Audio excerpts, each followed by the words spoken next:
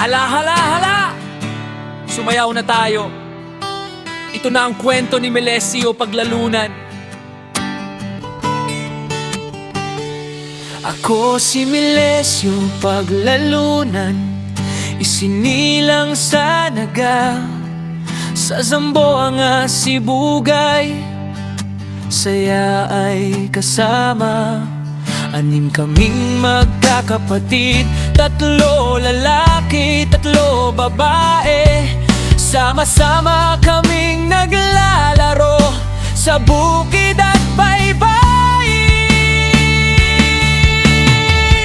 Bundok na matayo, lupaing masagana, doon kami naglalaro tuwing umaga at hapon. Mga magulang kong masipag, pawis ay nagbubuhos, ngunit lagi nilang sinasabi, anak, ikaw ay bida. Noon ako'y nagtatrabaho bawat araw, sa konstruksyon ay saya, kahit mainit ang araw. Balat kong mapuputol, katawan kong napapagod, ngunit tuwing tapos na gawa,